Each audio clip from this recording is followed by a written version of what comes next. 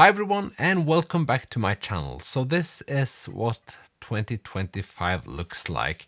I hope you have had a wonderful celebration getting into this year, and let's just hope this year will be good on all of us. I saw this news article a couple of weeks ago talking about the 15 most sold books in Norway in 2024. Well, the article didn't say that much, but there were 15 titles that were all selling a lot in 2024 in this gorgeous country, and I wanted to talk about it. The reason why I want to talk about it is that I instantly felt kind of disappointed, and well, let's just say I wasn't surprised when I saw this list, and that makes me kind of sad, to be honest. Anyway, let's just start with number 15. And here we have Lars Mytting, which I believe was number 1 last year because this book came out last year. And it's the third book in a trilogy about a woman living in the 1800s on the countryside of Norway somewhere. And it's a bunch of supernatural elements and things are mystical. It's called Skråpånatta, and I have to be the only person in this country that didn't love the first book in this series, because I stopped with the first book and I haven't thought about picking it back up again. But everyone else seems to love this series, and this has been one of the most anticipated books in this country in a long time, it feels like. If you just want to read the most hyped series in all Norwegian literature the last years, I would recommend this series. But I didn't enjoy it as much, so you can watch my video where I talk about this book and you can decide for yourself. So that's number 15, and yeah, that series has sold a lot of books. Then we'll jump over number 14. I'll get back to that later, why that is. At number 13, it's an author I've never heard about, but I've seen the covers so many times, but I'm not sure if it's her or anyone else. It's Anna Stewart, the midwife of Berlin. No, the midwife of Auschwitz. So I googled this title, and the first title that came up was The Midwife in Berlin, and I thought to myself, why have they translated the title to Auschwitz? Seems kind of odd, but those are two separate books. And this is kind of the trouble or problem, because the cover of this novel and the title of it could have been like 40-50 books, because there's so many titles that says like this and that in Auschwitz. It has to be 100 books with like the flutist in Auschwitz, the pianist in Auschwitz, the tattoo in Auschwitz. You know, it feels like a very generic book. So that's why I haven't picked it up and probably won't pick it up. The next one, at number 12, we have Lucinda Riley and Atlas. So I'm not going to talk about that book. It feels like a series I'll never start because I know it will never end, sort of.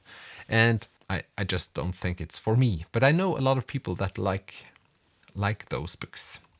At number 11, I feel like this is one of the books I've heard a lot about, but have no clue what it actually is about. And it's Fresh Water for Flowers by Valerie Perrin. I know that's probably butchering her name, but that's how we say it. It came out in 2018, so these books are obviously just books that have sold a lot of copies this year. It doesn't matter when they were published.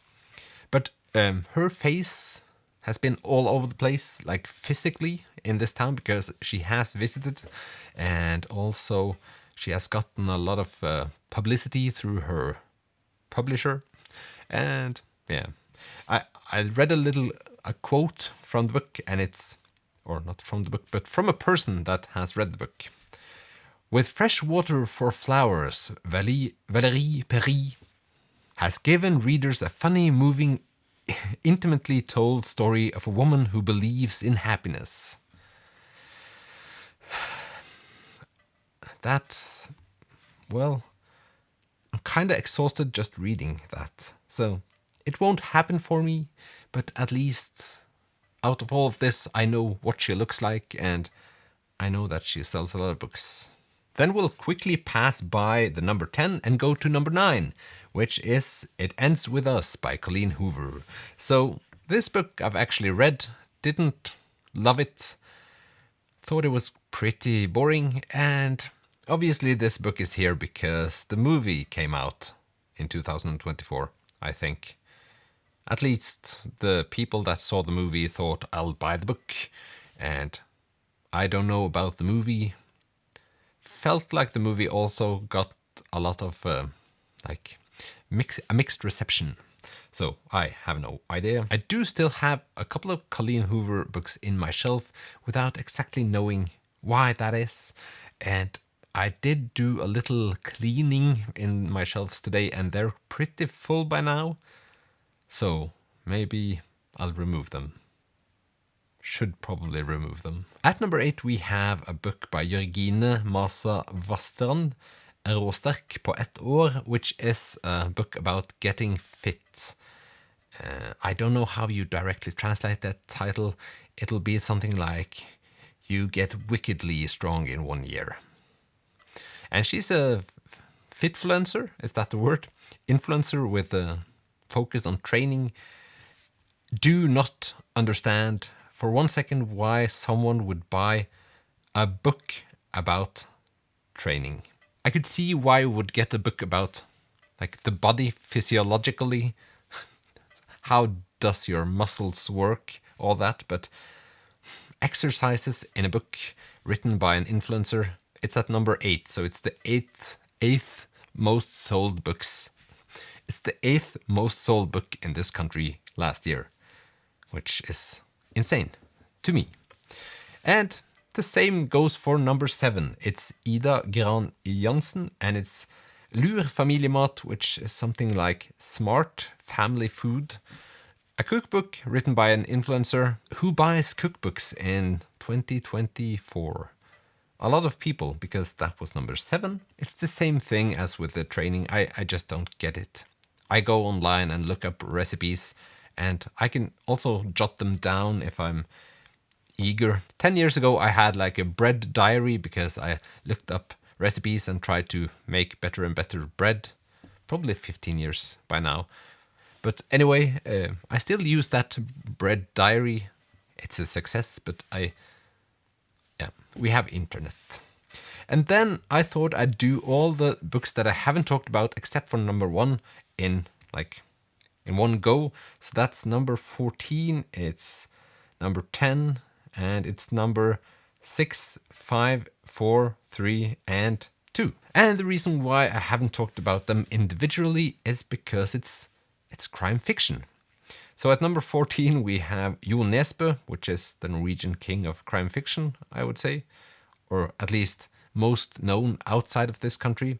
Then we have at number 10 Jørn Lier Horst. Then we have a person that I've never heard about. Also number 3 is also Jo Nesbø, but that sort of goes without saying, sort of.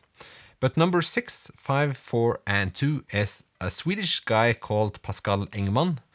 I had to Google him because I've never heard his name before. Probably just my fault. He's born in 86, I think. So what does that make him? 39? He'll be 39 this year. So young guy and obviously a person that knows what Norwegians like to read. I'm currently reading Lars Kepler, which it's a crime fiction written by 2 Swedish people.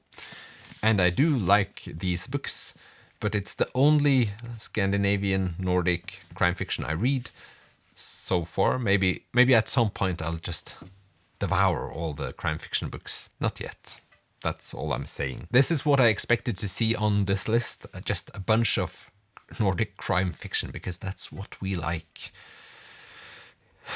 Anyway, at number 1, and number 1 is maybe the most shocking on this list and the book that I most want to read. I'm not saying that I'm going to read it, but it's a book that intrigues me a little bit. Somewhat also because it has sold as many copies as it has. And it's by Erika Flatland and it's called The Seafarer. Is that the name? Sjøfareren in Norwegian. a person that travels over the sea. And it's actually about the Portuguese Empire, which is strange for a Norwegian to write about, but that's what it is. She has written books about like travel books earlier. This is one of them that has been standing in my shelf for quite some time. This book is about earlier Soviet republics, and yeah, this is what she does. Yeah, a lot of people like her books, and she has sold surprisingly well to like for a person that has written travel books earlier. And this is just an example. She's now #1 with a book about the Portuguese Empire, which I didn't think was possible. And that itself intrigues me quite a bit. And I do now want to read that book. I just can't see how, like, who are the people that read? Who are the people that picks up these books and reads them? There has to be something magical about these books, and at some point I'm going to ask someone or read them. So yeah, that will probably happen. The fun thing about this list is that all the crime fiction books are written by men, and all the other books are written by women, except for the number 15. And I don't know what does that mean? Probably means that a lot of men write crime fiction, more men than women. And also, my hunch is that more women than men buys books. That is what it feels like. It also is what it feels like when you go on Bookstagram or Booktube. There are more women than men, so maybe that makes sense. Not that this means anything at all, I just found it to be quite curious. To try and sum this up, I'm not surprised that there were a lot of crime fiction books there. But I am a bit disappointed that like half of the list is crime fiction and the rest of the list is books I just think are boring. With the exception of Erika Flatland, which I'm just not understanding at this point. But we'll see. This list will probably look somewhat like this for this year as well. People don't tend to change all that much, and so the time goes by. I hadn't planned on making like a slightly depressed video as the first one of this year, but here we are. And yeah, it is what it is. But I'm happy to be here. I'm happy that you are watching, and I'll see you later. So, bye.